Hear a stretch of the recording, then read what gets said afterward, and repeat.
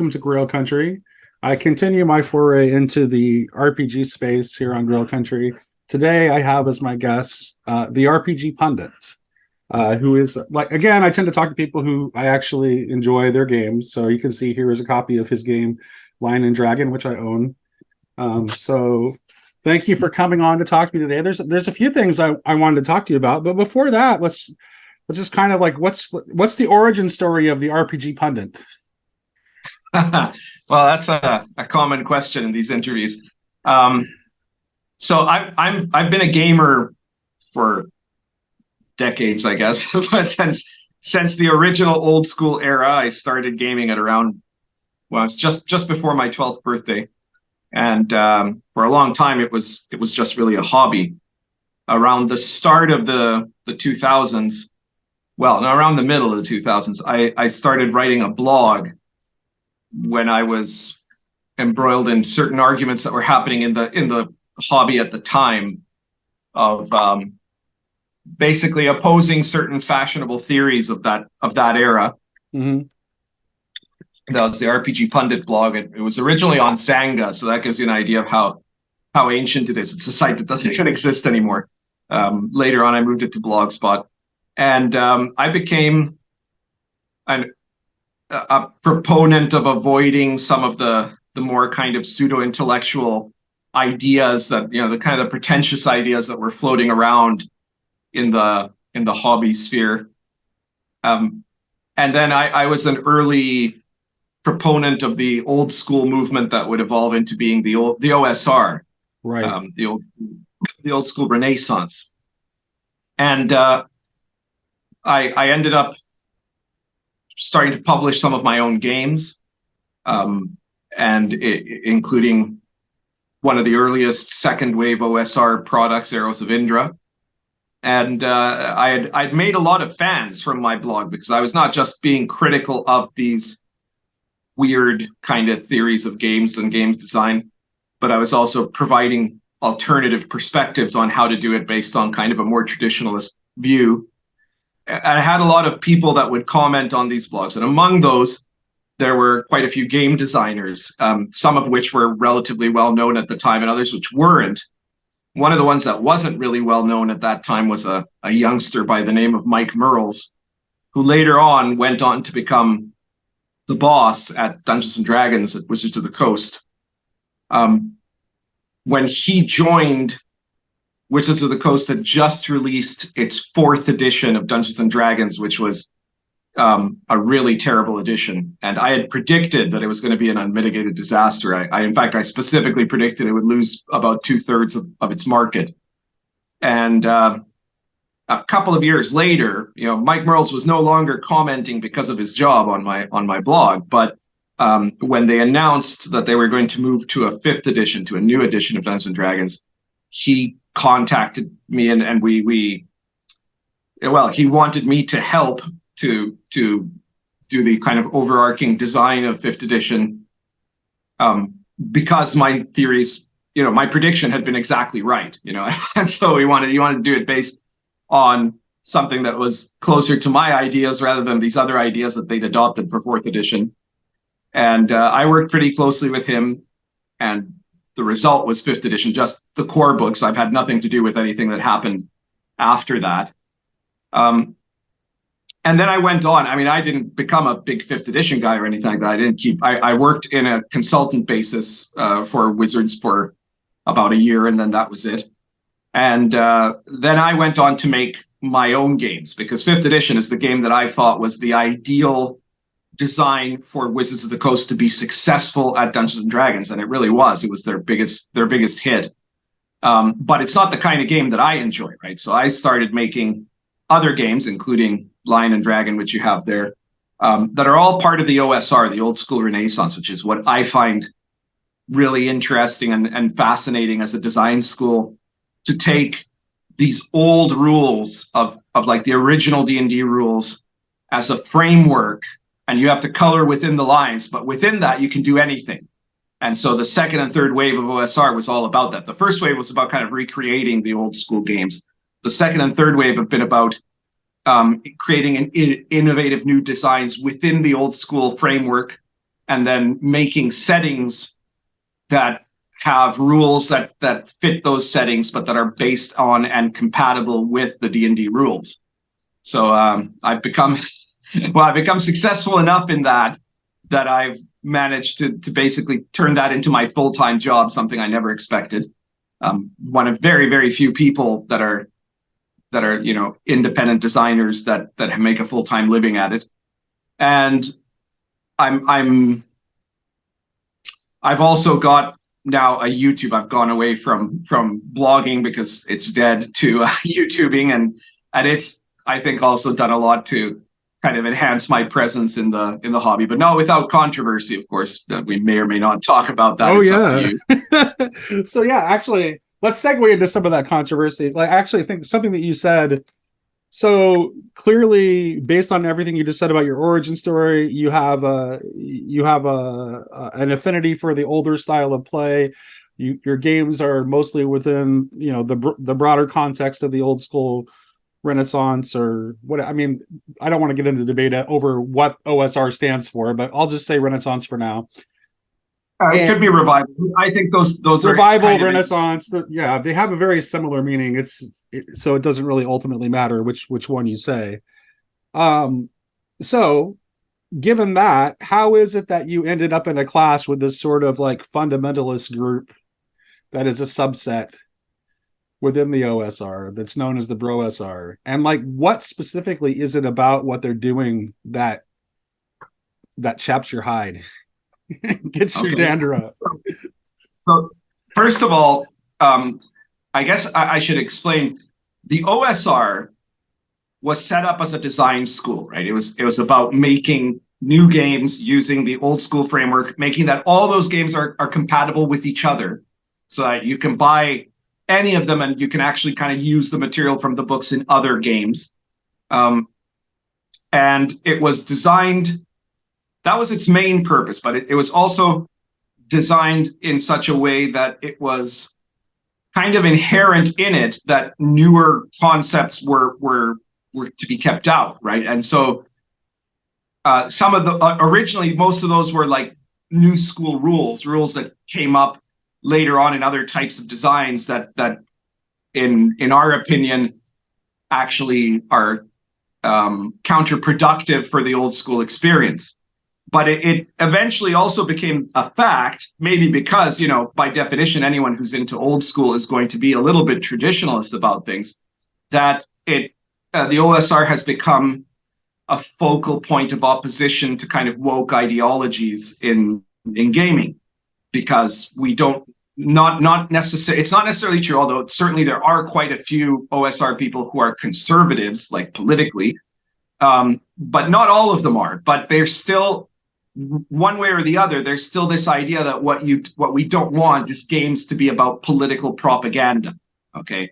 Now, I have to correct you a little bit about the BroSR, in that the BroSR is not really part of the OSR by definition, because the BroSR, the OSR is a design school. It's about making games. Gotcha. The BroSR is not. And the BroSR is actually part of their ideology, let's say, is specifically against the creation of new games, right? The BroSR was created by a guy named Jeffro Johnson. I read his little manifesto.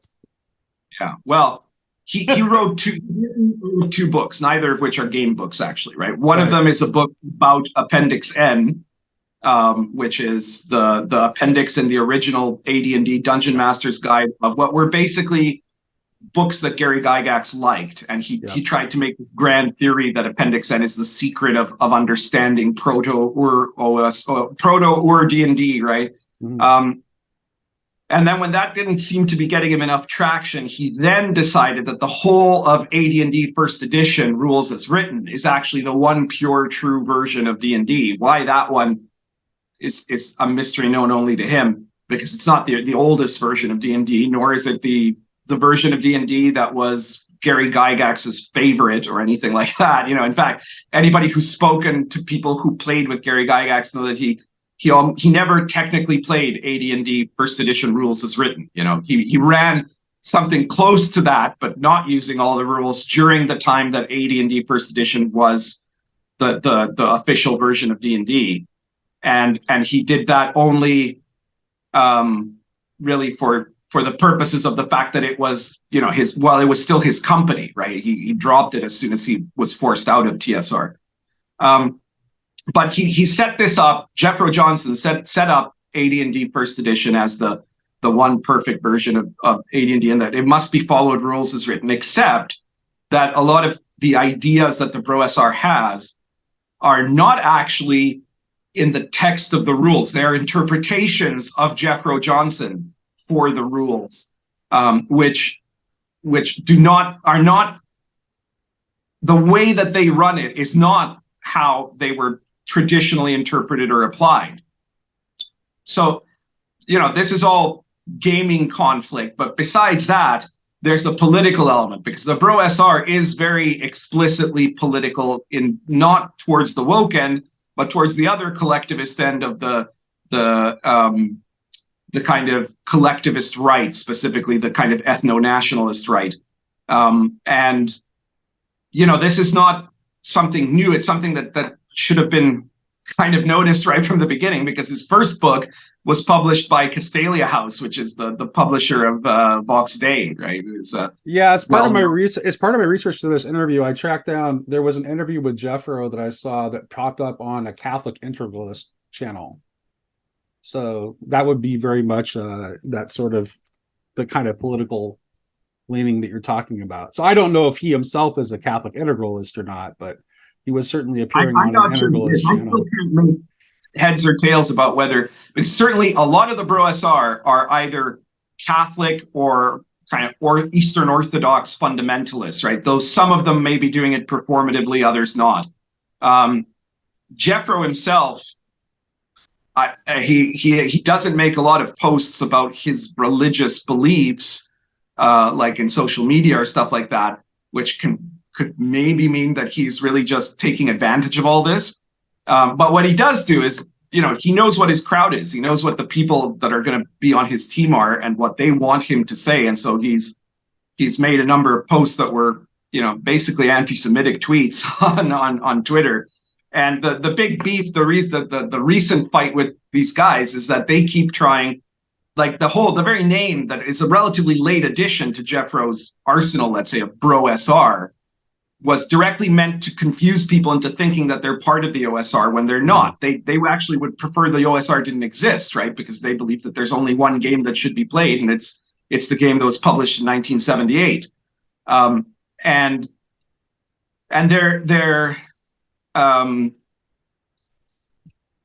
they're trying, nevertheless, to poach people out of the OSR with these kind of ideas of theirs, trying to say that these ideas are the original way to play an AD&D First Edition, mostly for gamers who haven't really done the research and realize that a lot of the things, especially their idea of 1-1 time, is nothing like Gary Gygax's idea of 1-1 time. And so where they've started doing this, they started trying to poach at the OSR, I started going back and just copy pasting the posts that Jeffro had done, where he talks about, you know, that there's an evil cabal of Jewish pedophiles or something like that that are trying to corrupt the world, or, you know, these image memes that are, you know, stereotypes in them, and all that sort of thing. And they don't like that I do that. Right. I'm certainly no. I mean, my wife is Jewish, so I'm certainly no fan of anti-Semitism. But from a gaming standpoint, I will say that although I certainly don't agree with all their principles, I do think they have a couple of points. I do think it is true, and I started gaming in '81, and AD&D was my first game, and I would say that it's definitely true that no one ever actually tried to play AD&D by the rules. So that much is true, in my experience, including Gary Gygax, though, right? So I think what's clear, I mean, you got to remember, part of why AD&D First Edition was created was to make a set of much more structured rules for tournament play and conventions and things like that, right? It was never meant to say that this is the only way to play, right? And it was almost inherent in the creation of those rules that that in fact you are meant to mess around with them, and Gary Gygax says so in the book, right? Like he doesn't. Well, there are times, like there are some articles, usually when he's trying to argue against third-party products, that he says, yeah, oh, he's all. I mean, these are not that's the thing. authorized. It's like Gary is a really unreliable source to quote in Yeah, these because in these arguments because you can find him. whatever he wants, right? Right, exactly, and he really ends up all over the place. And you could cite Gary for almost any vision of the game you wanted because he changed his mind so often, and he said so many different things to so many different people over the years. Yeah, but that in itself is an argument that AD&D First Edition was not necessarily designed to be like the perfect version of AD&D First Edition is not actually necessarily rules as written. You know, that was not inherent in its well, design. It's actually, I would argue that it's impossible to run rules as written because the rules are so poorly written. Yeah. Well, but you mentioned that Jeffro's relying on his interpretation, but one would have to. If one were going to attempt to run AD&D rules as written, you're going to have to rely on an interpretation of the rules because the rules are not. Yeah. And this is not a slam again. I like AD&D. I like Gary Gygax. This is not right. But he didn't have any model to follow. It's kind of like how, it's kind of how like Origin got himself in trouble with the church, and later became anathematized. He was the first person doing speculative systematic theology in the history of the world. And Origin was also very upfront about the fact that, hey, I might get some stuff wrong here. And he didn't think that he was absolutely right about all of his positions. Well, this is the problem with Jeffro, right? Is that if Jeffro is saying, well, here's my interpretation of one time, that would be one thing. But he's saying, no, this is the only version of one time, and it's what Gary Gygax meant, and that's a lie. Yeah, it's interesting that he's spinning it that way because, like, if he would just say, "Hey, this is my interpretation of it," and I think I think you should experiment with it, I think that's valid. Well, but he's a guy, from Appendix N to this, he's always felt the need to kind of try to invoke some kind of holy script, right? Some kind of purity. It reminds me, it's a kind of a fundamentalist sort of attitude. I was going to say, I used to call them like the old school Taliban, right? Because much like the Taliban or the Wahhabis in Islam, they claim that they're recreating the pure Islam as it originally was in the 7th century.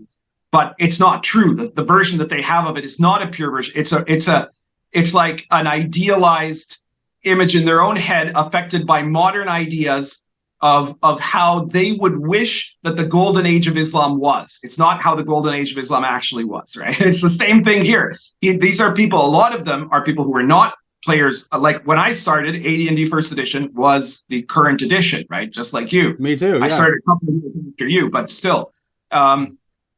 And a lot of these people were not around at that time, and so they're creating a reactionary fantasy, right? And there again, I mean, it definitely was the AD&D that was played in the time. I mean, I was part of it. It was a folk D&D for sure. They're right about that. Like I will gladly concede that point. They're entirely correct. But there's a reason why. There's a reason why it was a folk D&D.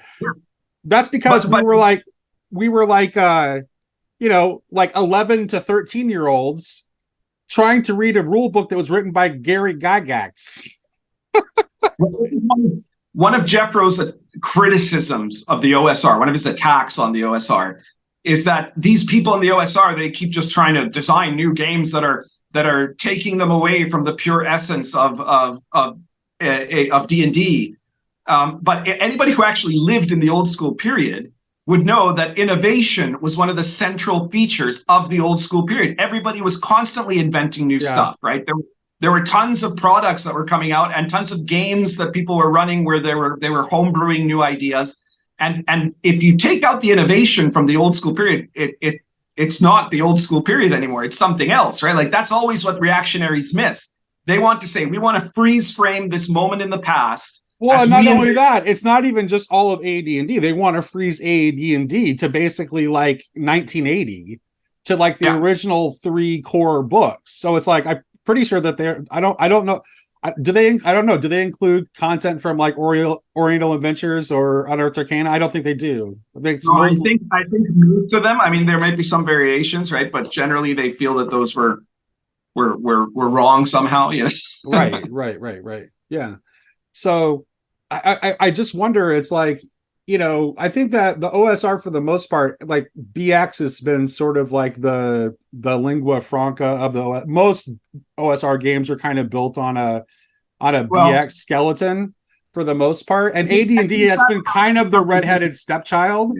So it's like I think there's room within the space for, hey, let's take a look at this game again, AD&D, and see if there's something that we can do with it.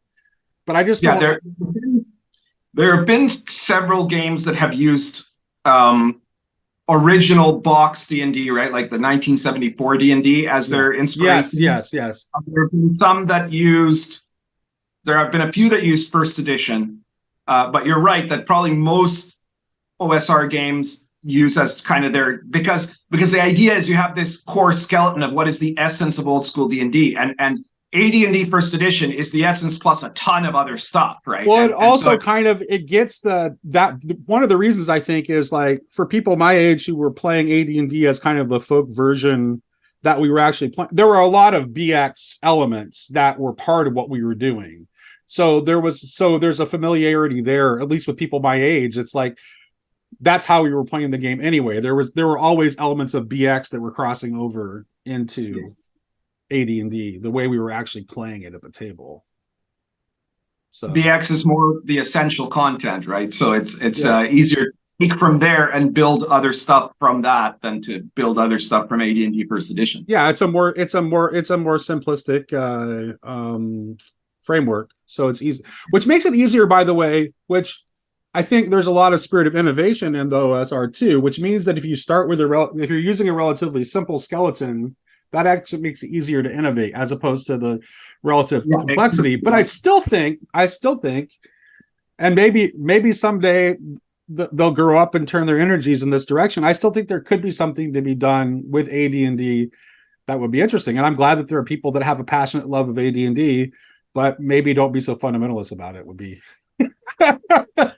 There's a lot of games that kind of do a hybrid, like OSR games that do a bit of hybridization there too, where yes, definitely. There are a lot of elements of BX, but they also bring in stuff that are in AD&D. Like I don't do this so much with my later products, but Arrows of Indra had, for example, it didn't have race as class, and I know there's a lot of OSR games that don't do race as class, right? So you pick the race and you pick a class, which is AD&D, not D&D Basic Expert, right?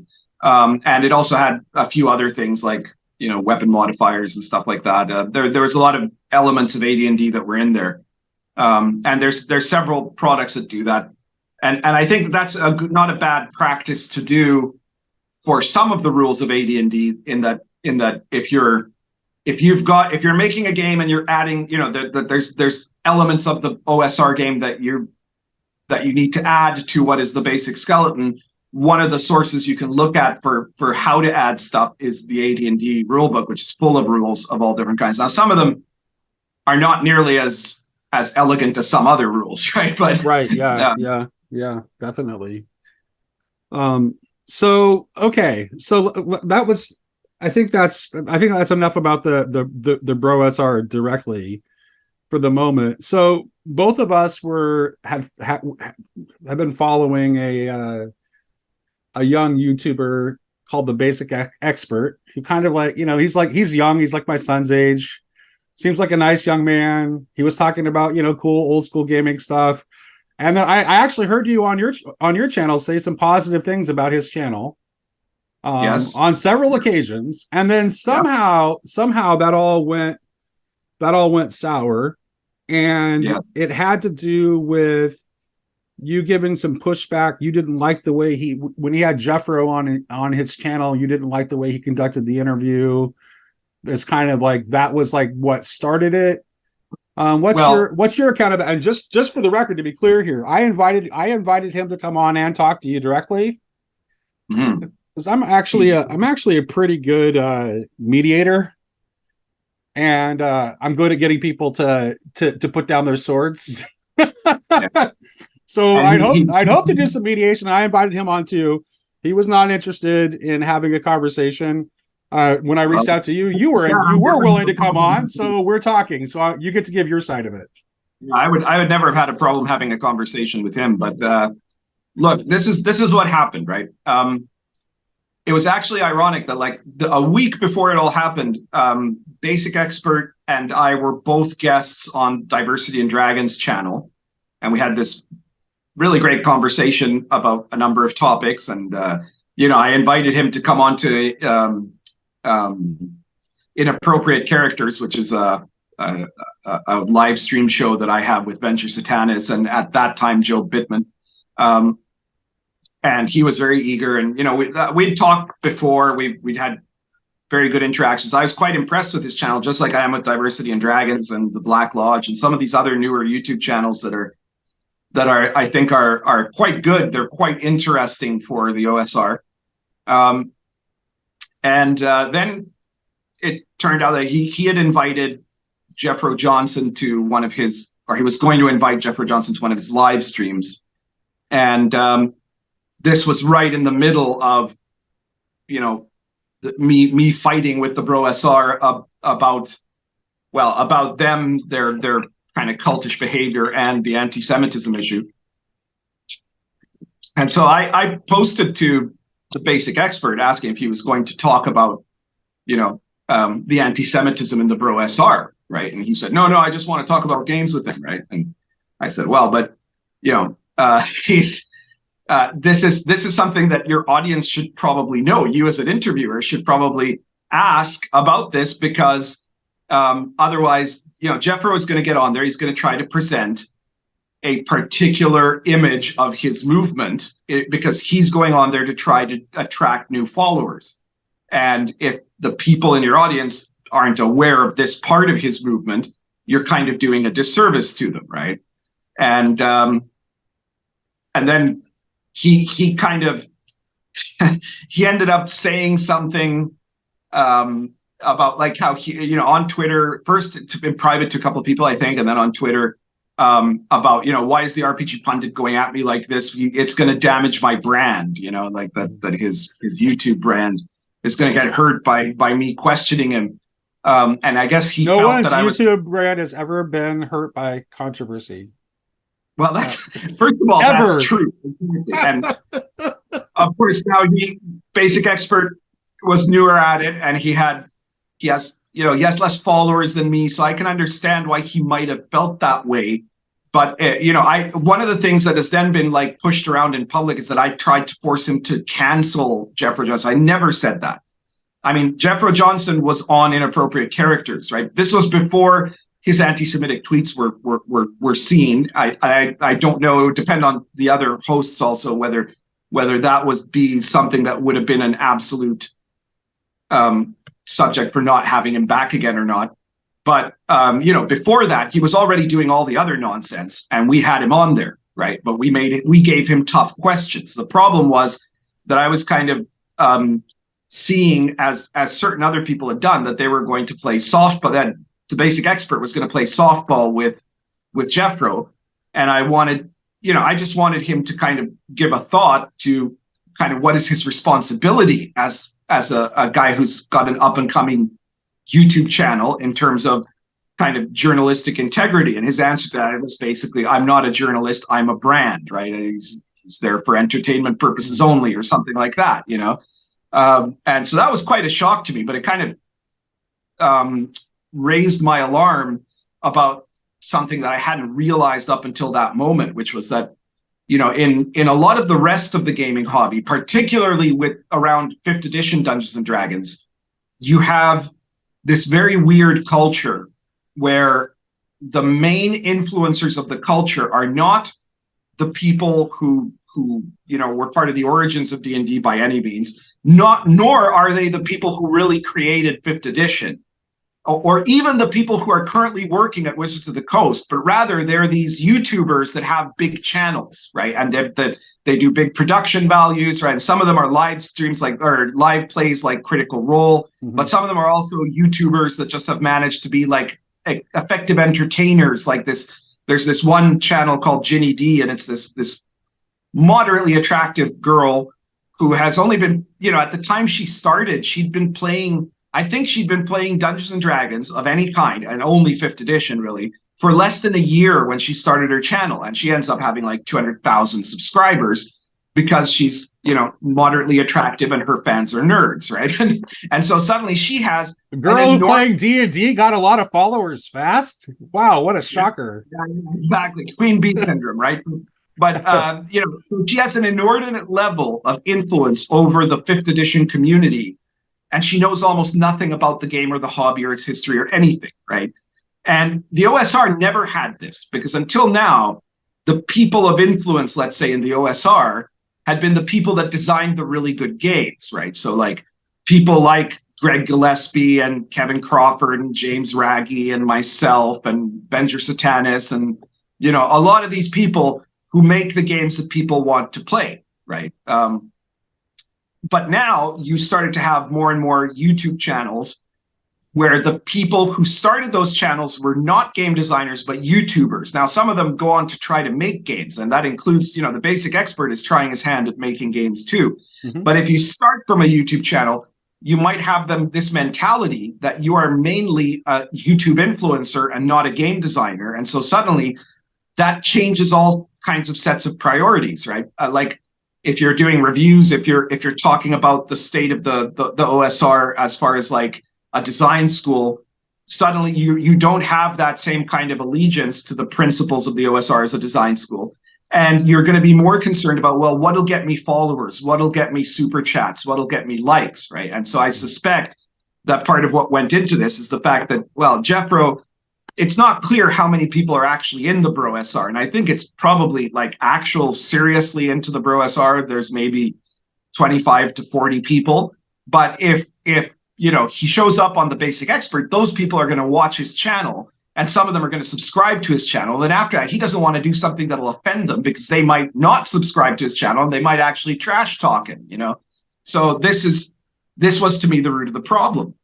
So I continued making this argument, and of course the Bro SR people came on and they started fighting back on Twitter and going after me and such. And I was posting, again, Jeffro's own tweets about his anti-Semitic content, and eventually when you say anti-Semitic, like what level of anti-Semitism are we talking about here? Just like telling an off-color joke that could be construed as anti-Semitic, or something far more serious? He had like a literal image of a Hasidic Jew on the phone with the caption of, we're going to put the gay day in the black month of, so we can subvert society, right? And then he had another. It doesn't know many Hasidic Jews. Yeah, really. I know quite a few.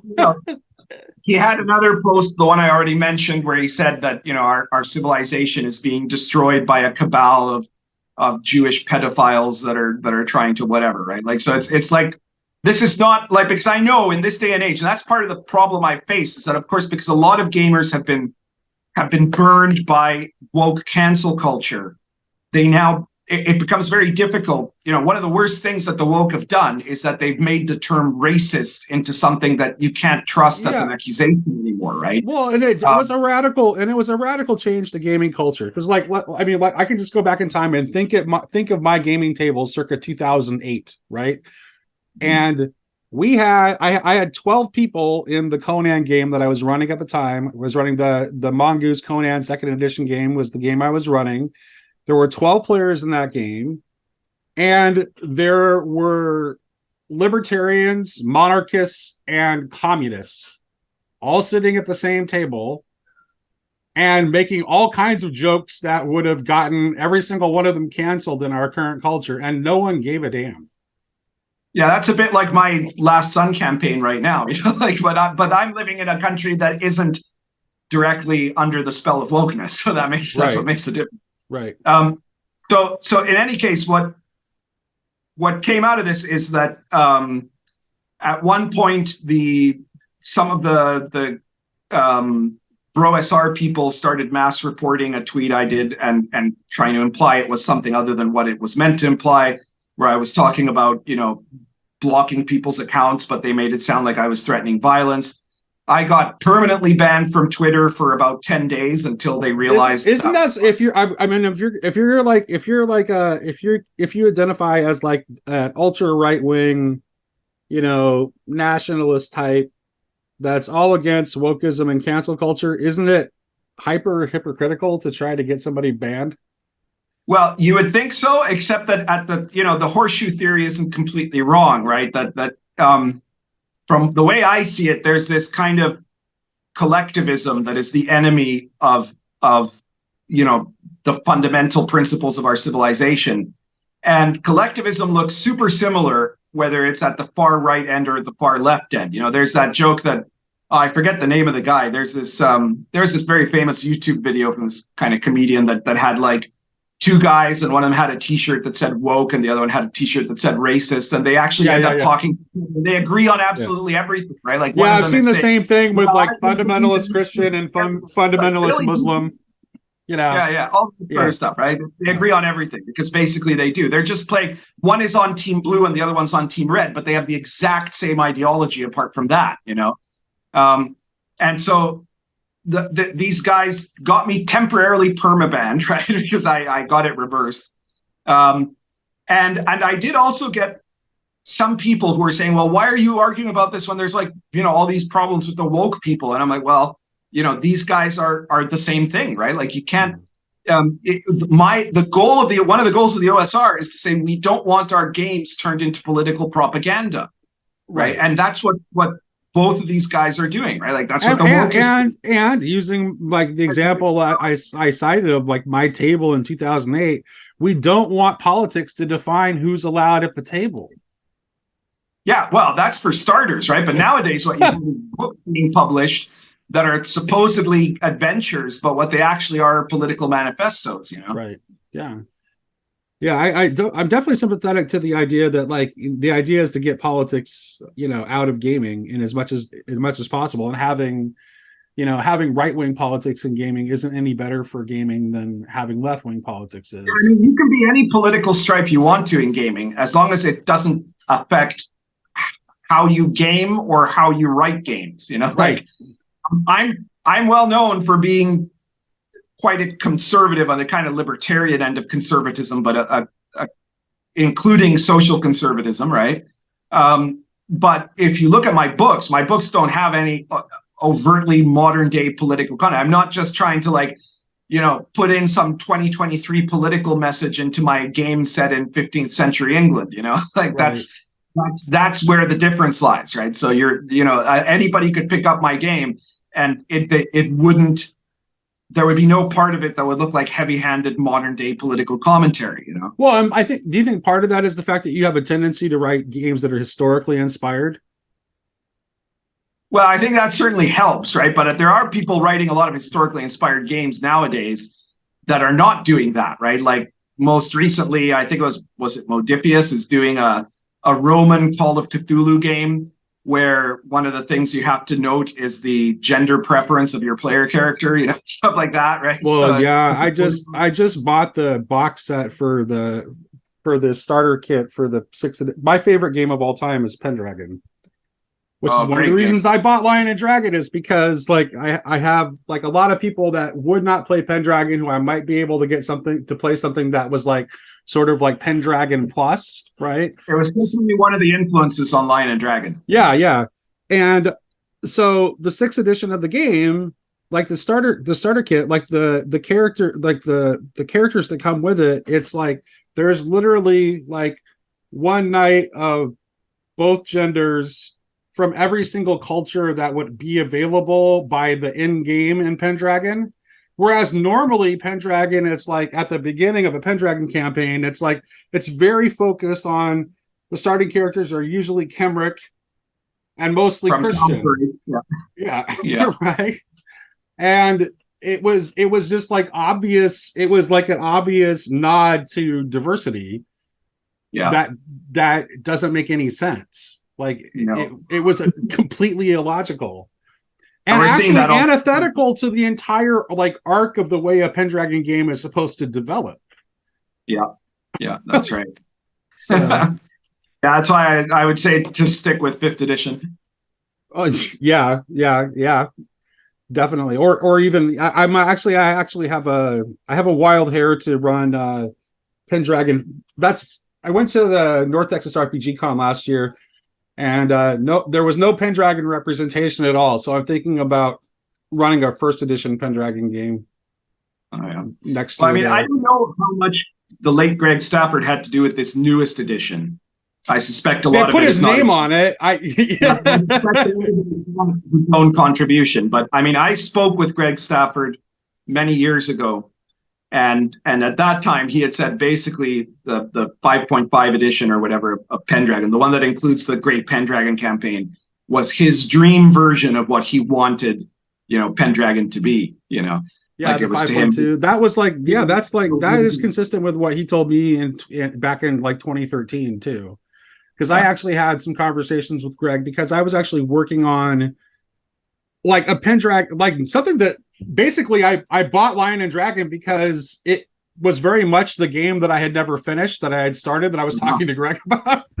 So it's kind of like, I don't need to make that game anymore because it's already been made. So Yeah.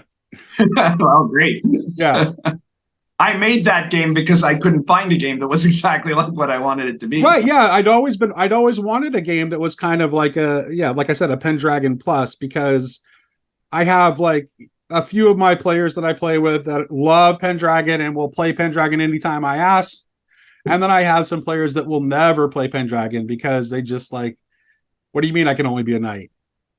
Yeah. So it's well, like, I when I did Arrows of Indra, my notion was, well, what would it be like if the D&D rules were made for playing in the setting of India in the epic myths of the Mahabharata, right? And because nobody had done anything like that. And so I did that. And then when it came to Lion and Dragon, the moment I kind of had a wake up call, because I was off, I kind of thought I might never do like a European fantasy setting sort of thing, because I thought, oh, well, there's almost all D&D is European fantasy, right? But then I thought about this and I said, well, hang on. but not really though.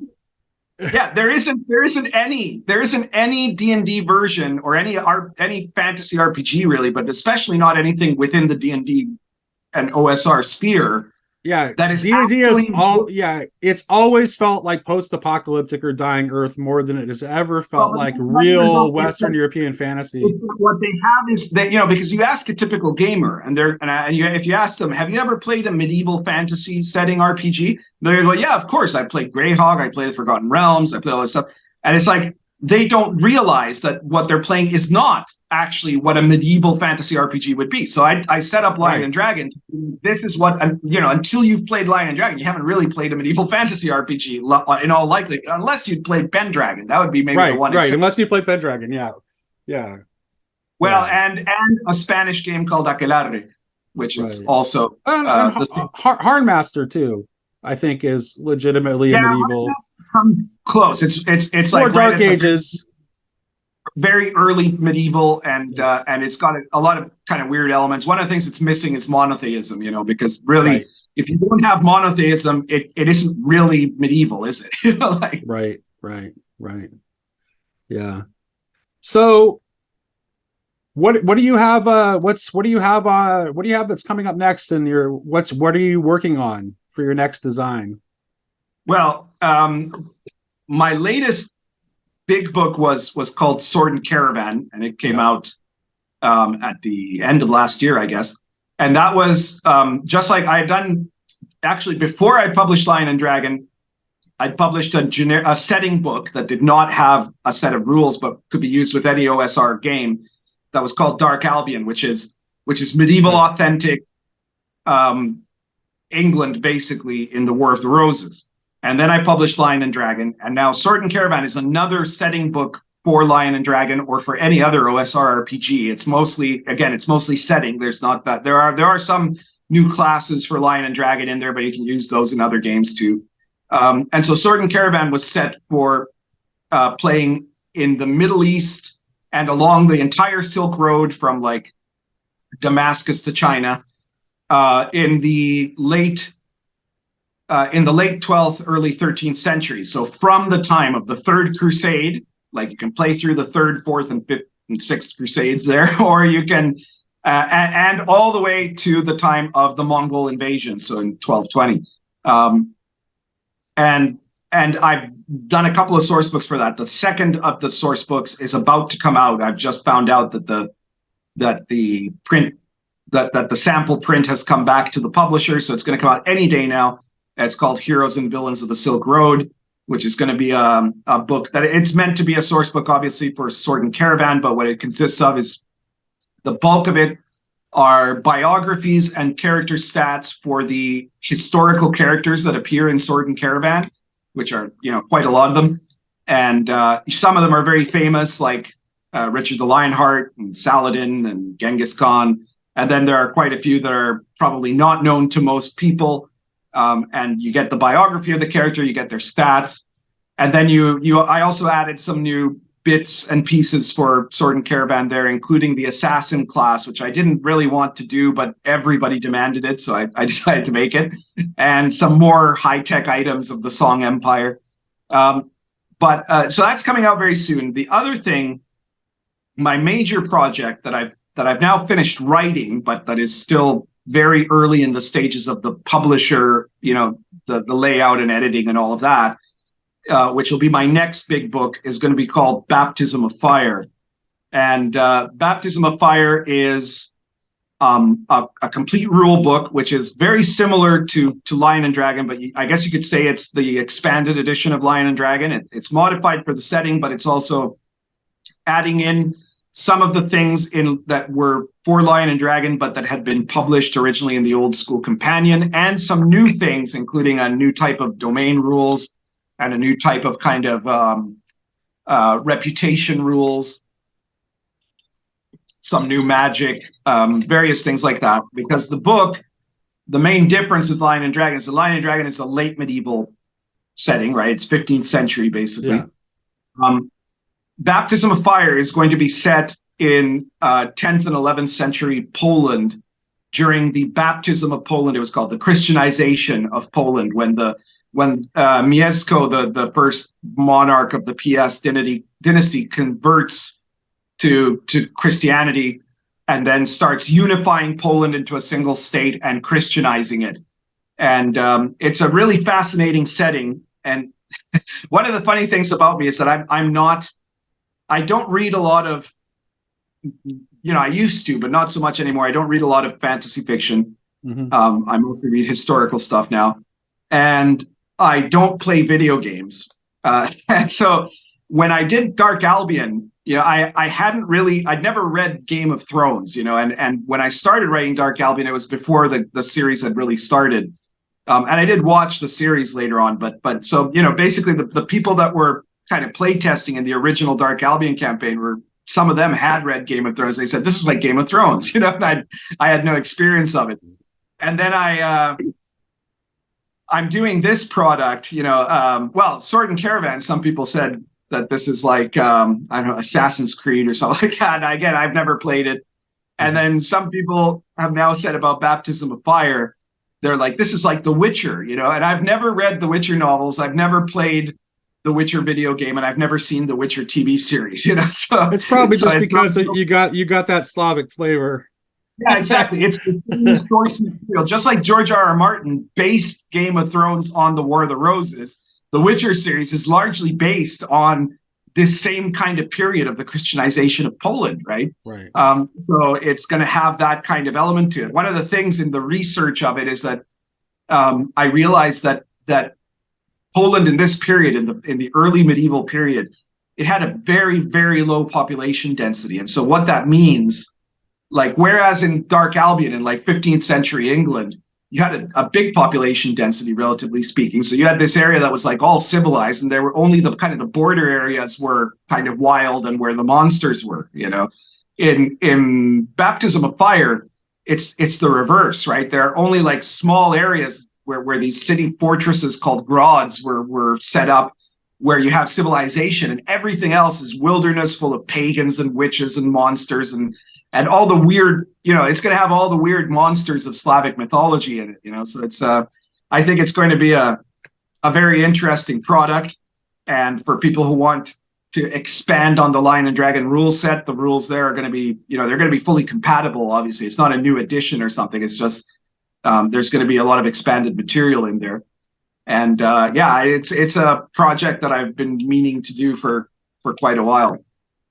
So the one of your books that you didn't mention, I just wanted to mention you. I had a conversation with Alexander McCrease recently, and he was telling me that he thought that your book Invisible College, he thinks you should write a series of novels based on it. He really holds that in high esteem. He thinks it's the best thing you've done. So yeah, I'm very glad to hear that. So Invisible College is the biggest book I ever wrote, because it's like 430 pages, and it just had to be because it's set in the modern era, and it's basically both like kind of conspiracy and secret agent and occult role playing, which one of the reasons I was kind of inspired to do that is because a lot of the kind of modern occult role playing is either based on made up magic, like Mage the Ascension or something, or it's like Cthulhu mythos stuff, right? And so I said, well, why don't I do this, given my background and what I know, where the all of the magical parts of it are inspired by actual modern day views on Hermetic magic, and all the groups that are in it, all the secret societies that are in it, are based on, some more loyally and some more loosely on historical groups and movements that actually existed or do exist today. Right. So it's got all of these different kind of vibes to it, that you can run it more as kind of like a secret agent campaign, more as a conspiracy campaign. There are rules there for like controlling organizations, kind of Illuminati style.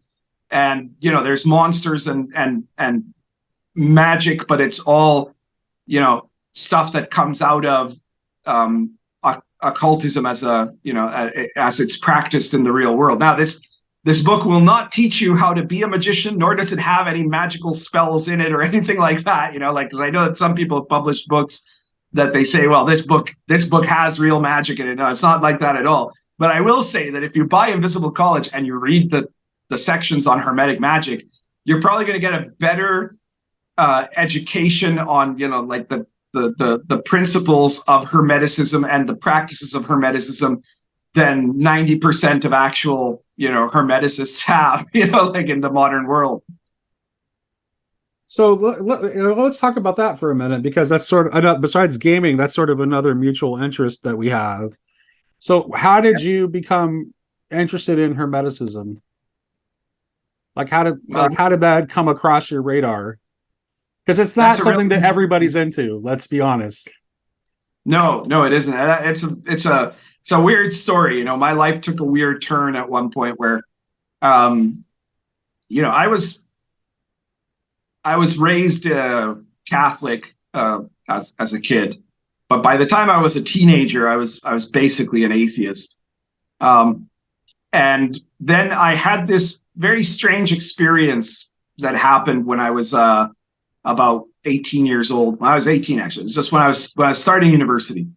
That I had a friend of mine who also was not, he wasn't in any way interested in this stuff, right? Like he was again a-religious as far as I'm concerned, or maybe he would have defined himself as Christmas and Easter Christian, Yeah. CEO and, Christian.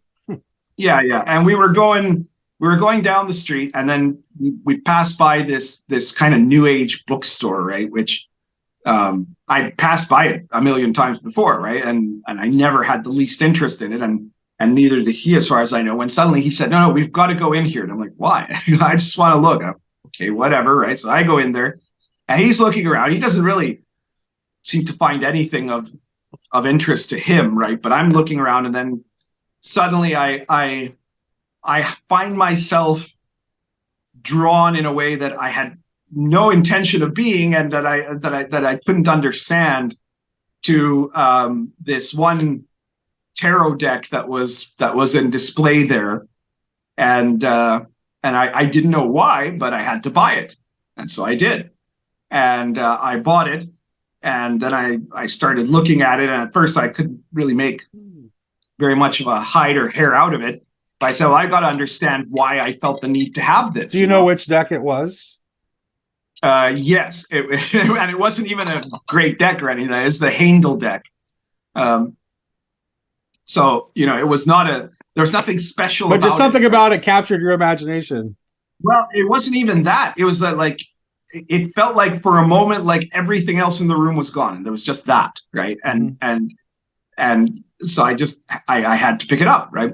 And so I said, well, there's got to be some reason for why I was drawn this way. And I mean, the pictures were okay, but it wasn't like blowing my mind, right? So I said, well, I got to kind of figure this out, right? So I started reading up about the tarot, and that's actually where it all started, And at the time, I had been, I had started. I think by that time, I shifted my major to history. And so I wanted to study history, but I still had no idea what in particular I wanted to study in history. And so I started researching, and I started reading up on the tarot. And from there, obviously, to understand it, like, I tried to talk to people I knew who were like Wiccan or something like that. And none of them seemed to say anything that I found useful. They're like, oh, it's all intuitive and stuff. Yeah. I'm like, no, that can't be it. So I started reading up, and from there, I realized that, well, to really understand the tarot, you kind of have to understand these other things like astrology and alchemy and the Kabbalah and all of that. So I started reading up on those. And so I'm like, oh my God, this is incredible. Right? And it started like becoming more and more significant to me. And eventually I shifted, by the time I got to, I started on the honors program for history. I decided, well, my area of interest is going to be the history of religion, and specifically the history of, the occult and occult movements. And then I went after that into comparative religion. And so it really kind of changed the entire course of my life, right? Like, right. Probably that and RPGs are the two things that changed everything. So like at 18, I was a like strict materialist atheist, and by the time I was 20 or 21, I was a hermeticist. Like I was quite aware, because I started, I both started studying and doing these things, that there is that definitely strict materialism is nonsense. Right. And that's, yeah. And I can say that one of the reasons I quickly agreed to be on this show with you is because you happen to be, like, I hadn't really looked at your channel, to be honest. But then you mentioned that you'd done a whole series on meditations on the tarot. Yep. Right. And I've got my copy, as you can see, very well-worn copy of Meditations on the Tarot here. And it is, to me, one of two books that are like, in an arena of midgets, as far as most books on the tarot are pretty pathetic. It's one of two books that I think are like the seminal books on the tarot, right? That one and the Book of Thoth by Crowley, which are two very different books, right? Very different, yeah. They both have a level of profundity to them that nothing else has, So the fact, and a lot of people who are into the occult will be able to say, oh yeah, Crowley, the Book of Thoth, right? But very few people will mention Meditations on the Tarot, because none of the pagans will have looked at it, and very few other. And so, like, that instantly told me that you were a serious guy, Well, thank you. Yeah. We did a series. We covered all 22 letters in a long series. I'll probably be returning to Tomberg again at some point in the not too distant future. I think he's an important thinker to me. I actually might as well tell you. The reason I stumbled into Tomberg is because is via Owen Barfield. Really is my route to Tomberg, because I went from Barfield to Steiner to Emil Bock, who was started the Christian Community, which was a Steiner adjacent movement. And then that led me to Tomberg, because Tomberg started off as an anthroposophist. So, yeah. yeah. Well, it's yeah, it's a profound book, without a It doubt. is indeed. Yeah. Yeah, absolutely. So, let me ask you this. You said you would talk to anybody. Would that Well, include would that include Jeffro? Would you yeah, be willing to talk to him and hash it out? well, I don't know how much hashing out there can really be with Jeffro, right?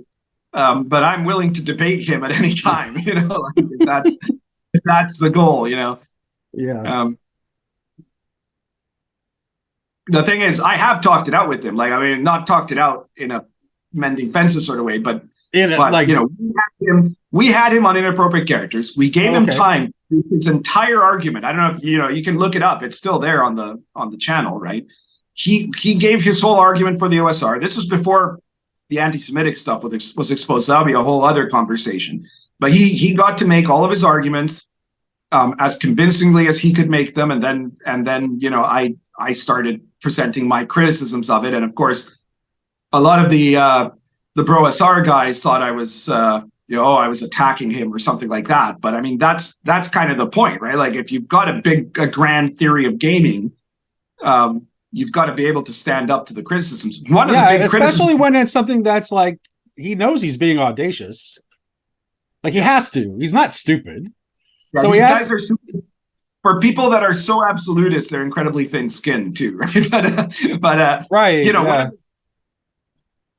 I've lost my train of thought now. I was going to say that. That one of the points of his argument is that this is like a superior way of gaming, right? But the Bro SR has been pretty notorious on their consistent inability to maintain these games long term. I'm currently on my 11th year of my Last Sun campaign, right? And my typical RPG campaign, unless I'm doing something intentionally short, lasts years of fortnightly play. Between 4 to 7 hours of gaming a night for every 2 weeks. And their games fall apart. There's a reason for that. If you're doing AD&D first edition rules as written, and on top of that you're doing this ridiculous version of 1-1 time where 1 day in real time equals 1 day in the game. Those rules were made for tournament play or for short-term organized play sessions. They can't hold up to playing a long-term campaign, and he's never addressed that.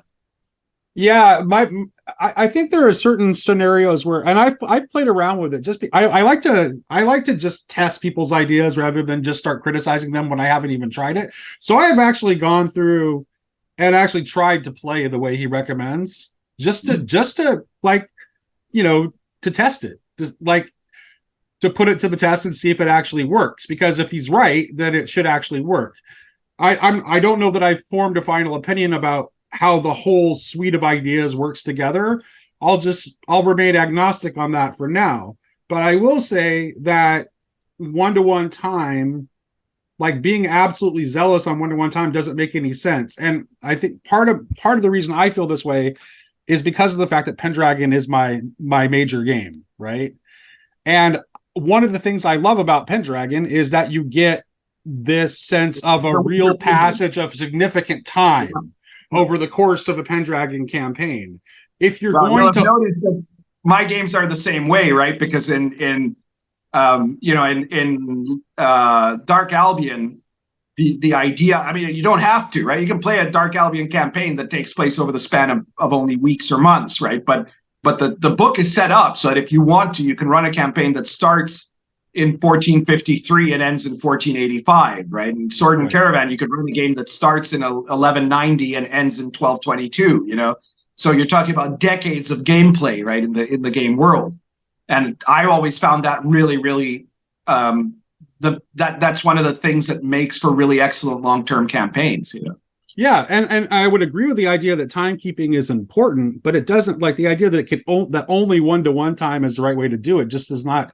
It doesn't make any sense. It depends on what you want the game to be. Yeah, yeah, exactly. In fact, you have to. I just did a video recently about this on my channel. That with timekeeping, obviously every campaign has to in some way keep time, right? And the secret is, though, you have to figure out what form of timekeeping is important for the type of campaign you want to run.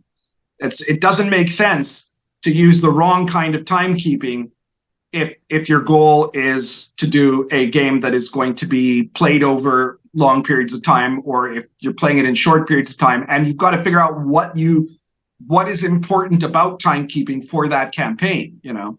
Right. Yeah.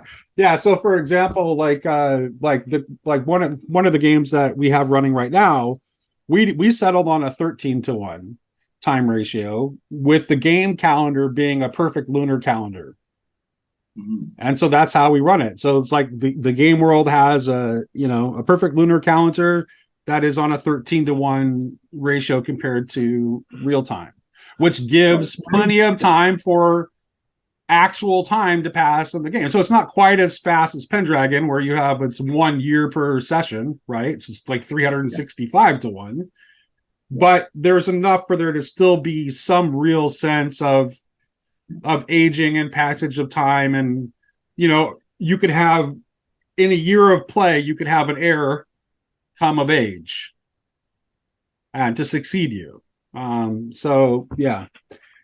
Well, the thing is, you also don't have to tie timekeeping in. Like one time, what it really meant for Gygax is that you had to be sure where in the calendar and in the map was every player at each point in space and time, right? That doesn't have to be tied to real time at all necessarily, right? But what you have to do is know what you have to keep track of, right? So if you're playing a game where keeping track of day by day is important, you have to keep track of the days, right? If you're playing a campaign where what's important is events that are happening over the course of the year, you have to keep track of it by months or by years, right? And you can, how much time goes by in the real world isn't necessarily important, as long as you're keeping a meticulous track of where things are in the game world, from moment to moment, in the length or at the pace of the moments that are important for that campaign. Like if you're playing an episodic campaign, you can say, well, the last adventure was 5 months ago. It's 5 months later. You guys could have done some things in those months or whatever, and kind of work it out abstractly the way Pendragon does, right? Right. Yeah. Well, and also, which is, by the way, how I ran my Conan game, which was completely appropriate for a Conan game. It's like you would start each given session with like whatever gear I said you had, wherever I said you were, and however much time had passed. Because like that's, if you're running Conan, that's the spirit of the Howard stories. It's like exactly. I was going to say, if you're running it true to the genre, you should start with adventurers that are like teenagers just trying to make their way in a brutal world, and end up with all of them as monarchs or warlords or something, in their 50s. With no set necessarily, with no fixed amount of time necessarily in between. You could like pick it up whenever you feel is appropriate. So yeah. I think I don't know if I have anything more for you. It's been a good conversation. It was nice to meet you. Well, looking forward to seeing your new game that you're working on. Baptism of Fire. It all depends on the publisher now, but my experience with publishers tells me that it probably won't be out until. Oh, that's one thing I want to ask you about, because I talked to Greg Gillespie recently, and so Greg very much he very much like wants to have like creative control over like every aspect of what he's producing, like the art, the layout, and you see yourself more as a writer. Like why is that your chosen modus operandi? Like I'm a bit different in that sense than most OSR designers are essentially one-man publishers at the same time, right? Like Greg Gillespie does this, Venture Satanis does this, where they, Kevin Crawford, where they write the book, they do the layout, they do the business part of it, the publishing, everything themselves. And there are multiple reasons to do that, right? One is to have, like Gillespie said, control over every step of the process. And another one is because obviously that means that you get all of the profits, right? And also most people just couldn't, like, in this day and age, most people couldn't actually get someone else to publish for them, right? Because if you're like starting out, nobody knows who you are, right? You're making a game. You're not, there isn't going to be some other OSR guy, except maybe James Raggy, who will publish what you have to do. But if it's Raggy, it's going to have to be for Lamentations of the Flame Princess, right? He's the only one that's kind of done this thing where he's publishing his stuff, but he's also publishing other people's stuff as long as they're, part of the Lamentation system, right?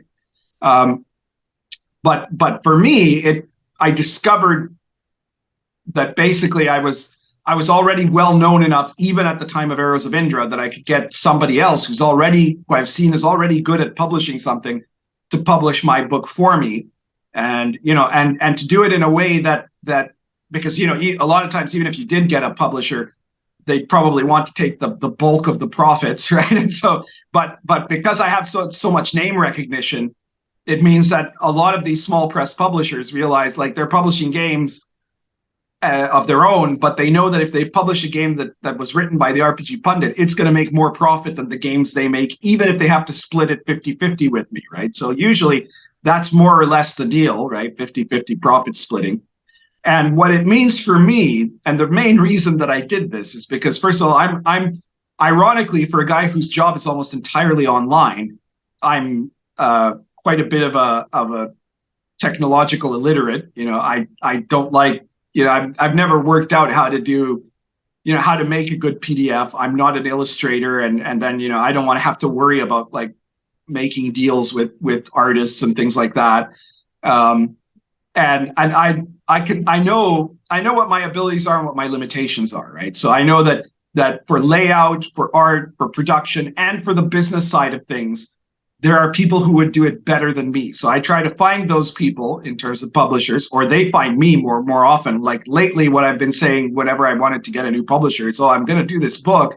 Who would like to publish it, right? I get a half dozen people coming to me with their pitches of why they should publish it, And so what this means is I have the freedom to do nothing but writing, which is the thing I like to do and I know I'm good at, and then they'll take care of all the other stuff. And I'm quite, I think I've been lucky with my publishers, but also obviously none of the people who publish my books are first timers, right? They've all published something else, usually their own books. And so I've looked at what they've done and whether it's good or not. Mad Scribe Games, who published Sword and Caravan and is going to publish Baptism of Fire also, they had already done an RPG called Anquer, which is not even an OSR game, but I happened to get they sent me a review copy, and the art was really good. The layout was really beautiful. And so I told the guy, when I was shopping around for Sword and Caravan, I said, you should give me your pitch about publishing my game, because I think you're really good, and he did, and I went with him, right? But I'm I have good relationships with every single publisher I've had. They're all still friendly with me. I tend to switch sometimes because they also have other priorities. And so I when they tell me honestly, well, I could do it, but I don't know when, because I got to do this and this and this with my other products. And I'm like, okay, well, then I might have to look for someone else. And they say, okay, right. But in the process of the publication, I'm not, like I always say, Lion and Dragon, for example, and Sword and Caravan, the art and the layout in those books have very little to do with me, right? I tend to trust, like I give them maybe some guidelines, right? I suggest, well, you're probably going to want to use actual medieval art for this. And they go, yeah, okay, great, because that's also cheaper, right? Because it's mostly, royalty-free art, right? But then they do it, and very rarely do I try to, change anything, because I'm going to trust their ability for it. So it's worked out really well for me. As unfortunately, it's not something that most people can emulate unless they've already gotten a lot of name recognition and probably proven profitability, which is the main reason publishers want to pick me up, because they know they're going to do well. And so for me, splitting profits with a publisher is worth me having time to do more writing. Right, because you're able to do more work because you're not having to take care of all the other stuff. That's I it. get, Like I get it. even as, for It's example, now, even if as it's a strategy that's available to you, it seems like a perfectly viable alternative strategy. Has it ever led to you being like really disappointed with what the layout and look of a book looked like compared to what you maybe envisioned?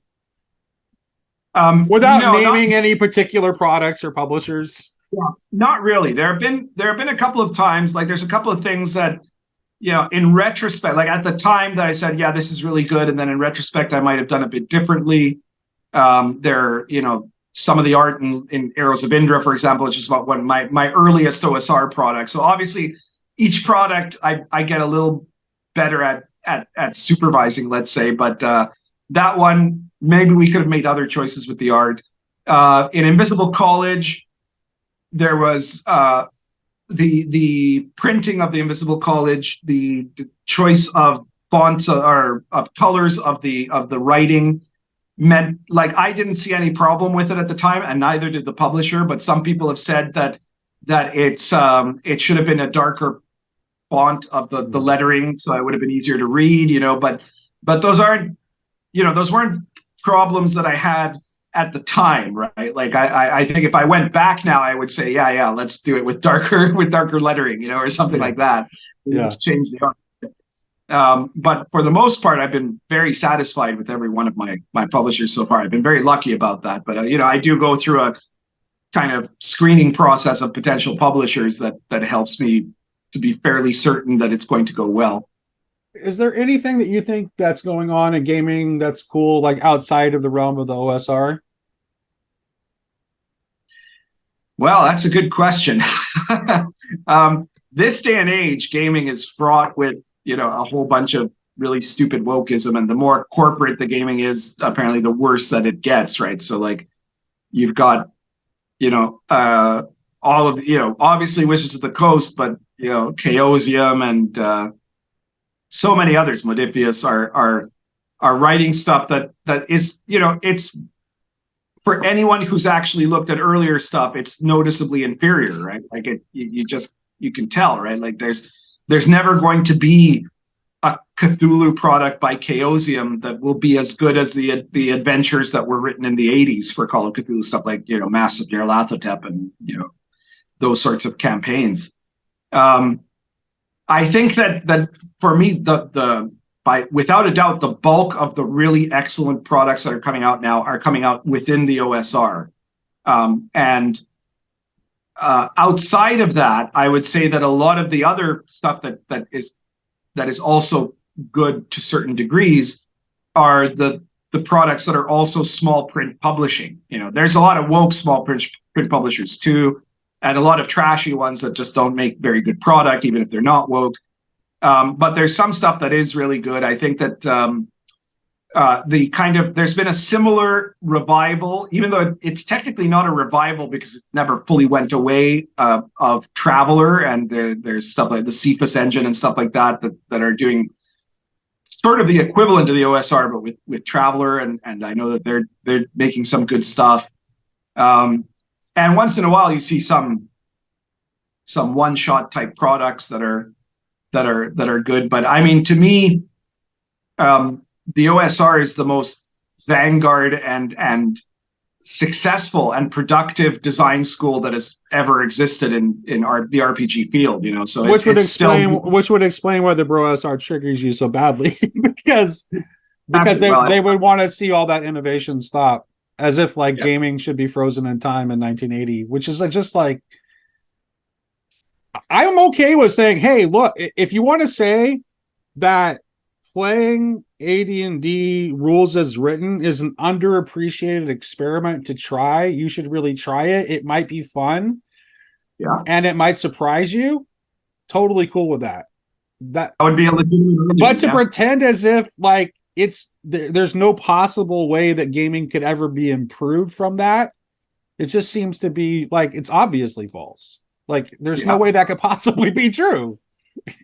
Yeah, but I mean that kind of controversy courting is something that was very intentional on the part of Johnson to right. You know, But what he wanted was to get a cadre of diehards that would support him unquestionably, you know, and he's yeah, kind but of why got that. not? Why? But here's the thing, though.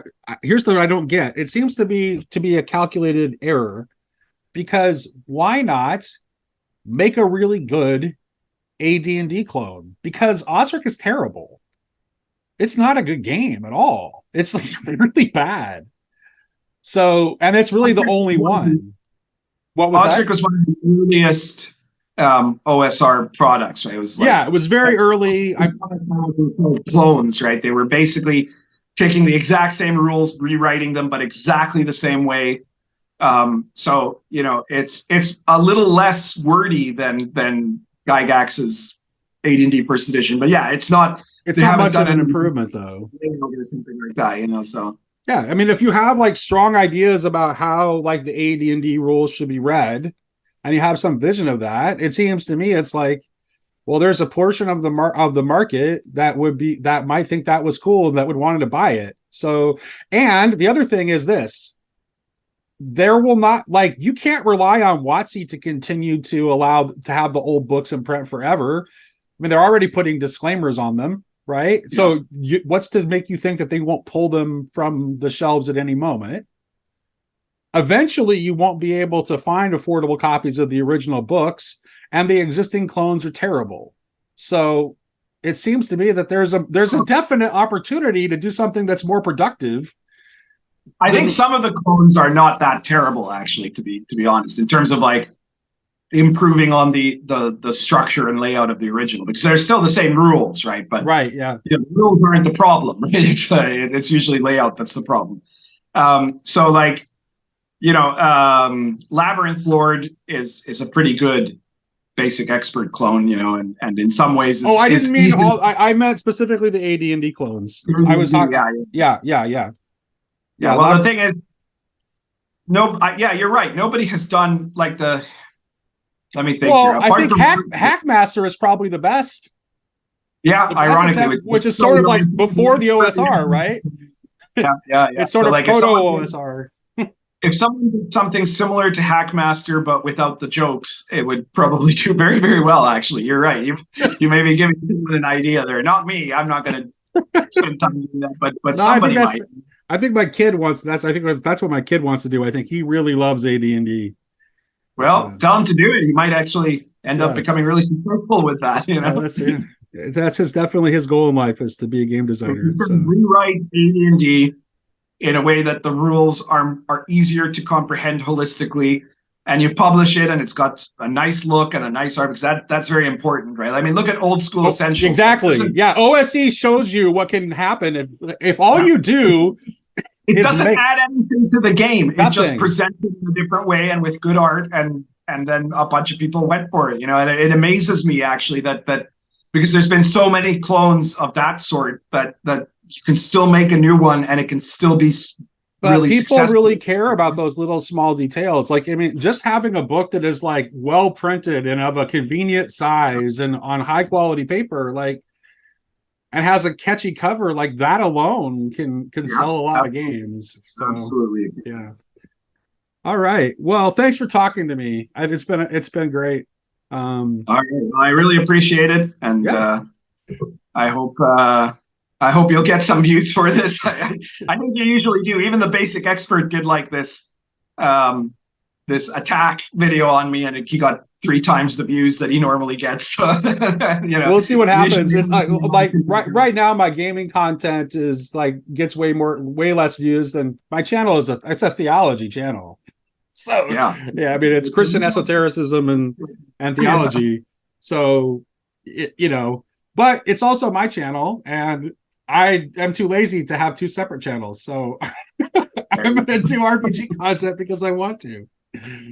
Thanks for taking the time to talk to me today. It was really great. Oh, it's my pleasure. Maybe we can have a conversation again sometime about Tomberg or something that's more on topic for my channel. Yeah, maybe so. I wouldn't mind that. All right.